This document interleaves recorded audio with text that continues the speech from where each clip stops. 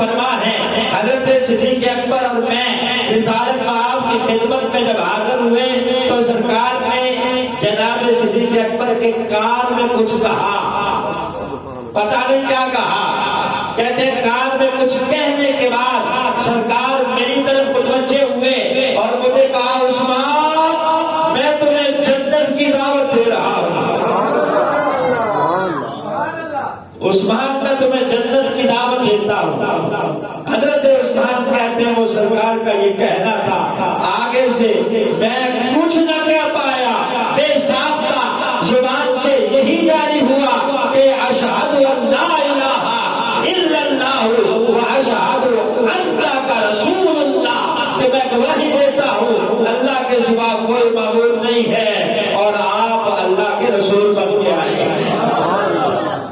کہتے ہیں بس حضرت صدیق اکبر کا لے جانا تھا، سرکار کا جنت کی طرف بلانا تھا اور ہمارا دعوت اسلام قبول کرنا تھا۔ گویا حضرت عثمان غنی صدیق اکبر کی نیکیوں میں سے ایک نیکی ہے،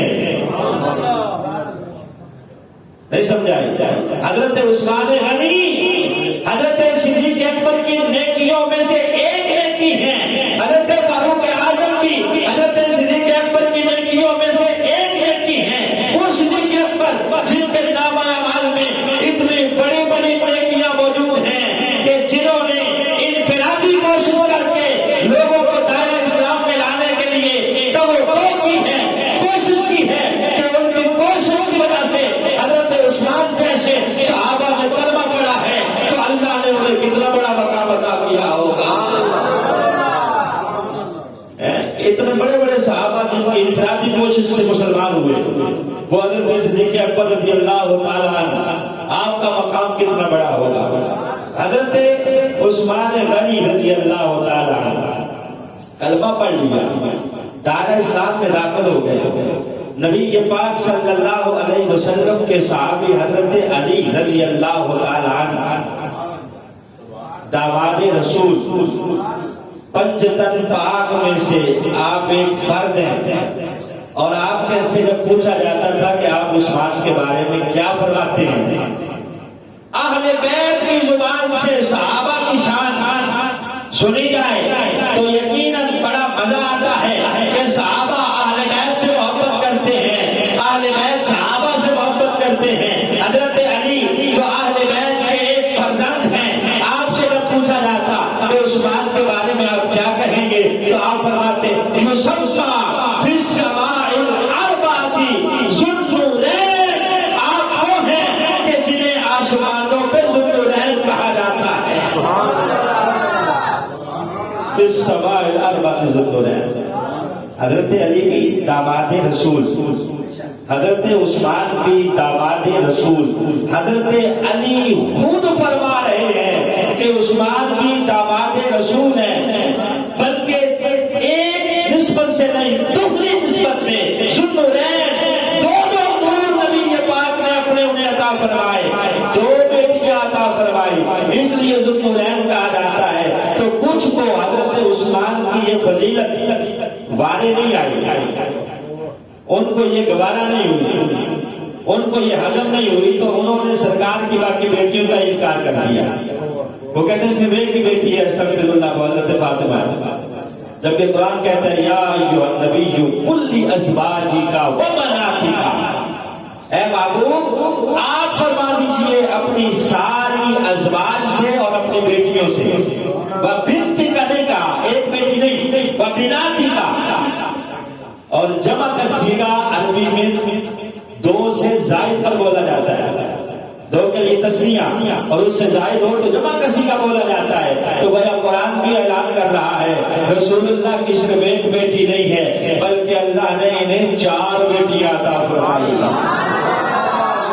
اور خود حضرت علی رضی اللہ تعالیٰ عنہ آپ فرما رہے ہیں کہ ان کی شان کا کیا بیان کروں، ان کی شخصیت وہ ہے کہ انہیں آسمانوں میں ذوالنورین کہا جاتا ہے۔ حضرت رقیہ پہلے حضرت عثمان غنی کے نکاح میں آئی، حضرت اسامہ بن زید کہتے ہیں کہ سرکار نے ایک دن بھنا ہوا گوشت دیا، فرمایا اسامہ جی لے جاؤ میری بیٹی رقیہ اور عثمان کے گھر دے آؤ. وہ گوشت کہتے ہیں کہ میں لے کے گیا, لے جا کر ظاہر اس وقت دروازے میں لگے ہوتے تھے, پردے تھے جو لگے ہوئے ہوتے تھے, جو ہے وہ باہر یا بہت بڑے لکڑی کے دروازے نہیں ہوتے تھے, مختصر جو ہے وہ کھجوروں کے گھر ہوتے تھے, جھونپڑیاں. کہتے ہیں جب میں گھر میں داخل ہوا تو دونوں چارپائی پہ تشریف فرما ہے. کہتے ہیں کہ میں دیکھ رہا تھا کہ آسمان کا چاند زیادہ خوبصورت ہے کہ یہ جوڑی زیادہ خوبصورت ہے. کہتے ہیں میں دیکھتا رہا, دیکھ دیکھ کے مسکراتا رہا. واپس جب میں دیکھ کے پلٹا تو سرکار نے فرمایا ہاں اسامہ بتاؤ دیکھا ہے عثمان کو اور میری بیٹی کو, اس سے پہلے اتنا خوبصورت جوڑا دیکھا ہے؟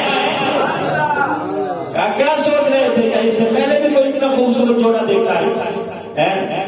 اس سے یہ بھی پتا چلا کہ بیٹیوں کے گھر کھانا بھیجنا یہ نبی کی پاک کی سنت ہے, اور سرکار اپنی بیٹیوں کے گھر کھانا کھا بھی لیتے تھے. یہ جو بات مشہور کی ہوئی ہے نا کہ بچی کے گھر سے پانی بھی نہیں پینا چاہیے, یہ ہندوؤں کے ساتھ رہ رہا ہے کہ ہم آئے تو وہاں سے ہم نے لی ہے. سرکار کئی مرتبہ اپنی بیٹی سیدہ فاطمہ کے گھر جاتے, پوچھتے بیٹا کیا پکا رکھا ہے. سرکار اکٹھے بیٹھ کے تناول فرماتے. تو بیٹی کے گھر سے کھانا کھانا اور کھانا بھیج دینا یہ نبی کے پاک کی سنت ہے. اسلام میں کوئی منع نہیں ہے کہ بیٹی کے گھر سے پانی بھی نہیں پینا, جیسے جاؤ ویسے پلٹ آؤ. یہ اپنی طرف سے ہماری بنائی ہوئی باتیں ہیں, ورنہ سرکار نے کھانا بھیجا بھی ہے اور بچی کے گھر سے تناول بھی کیا ہے. بیٹی کے گھر اگر باپ کھانا کھاتا ہے تو بیٹی کا دل بنا ہوتا ہے کہ میرے باپ نے آج میرے دسترخوان پہ بیٹھ کر میرے ساتھ کھانا کھایا ہے. یہ سرکار دو عالم صلی اللہ علیہ وسلم کی سنت ہے. تو حضرت اسامہ بن زید کہتے ہیں کہ نبی یہ پاک نے فرمایا کہ کیا اس سے پہلے کوئی ایسا جوڑا دیکھا ہے؟ حضرت حسن رضی اللہ تعالیٰ آپ حضرت عثمان کا حلیہ بیان فرماتے. آپ فرماتے کہ عثمان کی شخصیت کو تھی درمیانہ قد تھا. تب کہو سبحان اللہ. درمیانہ قد تھا, سفید چہرہ تھا, گھنی لمبی داڑھی تھی اور زلفیں رکھی ہوئی تھی, خوبصورت چہرہ. فرماتے ہیں کہ بڑھاپے کی وجہ سے کبھی داڑھی پر مہندی لگا لیتے اور کبھی سفید چھوڑ دیتے. خوبصورت پچی چہرہ حضرت حسن بیان کر رہے ہیں. حضرت حسن کون ہے؟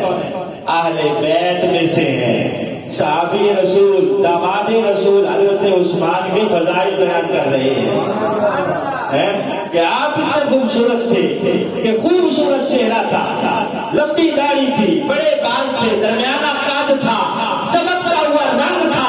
حضرت عثمان غنی رضی اللہ تعالیٰ عنہ وہ ہیں کہ جنہوں نے اسلام کے لیے دو ہجرتیں کی ہیں.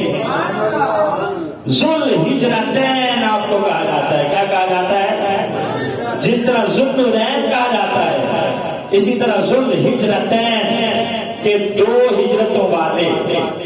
پہلی ہجرت آپ نے کہاں فرمائی؟ حبشہ کی طرف.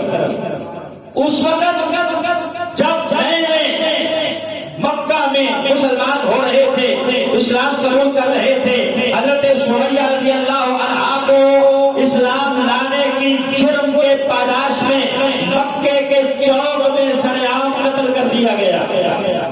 سرعام ان کو قتل کر دیا گیا, ان کے خامن کو قتل کیا گیا. جب نئے اسلام لانے والوں پر کفار مکہ مظالم کرتے, ظلم کی انتہا کرتے, تو نبی کے پاک نے ارشاد فرمایا کہ جو نئے مسلمان ہیں میں انہیں حکم دیتا ہوں کہ وہ یہاں مکہ سے ہجرت کر کے حبشہ چلے جائیں.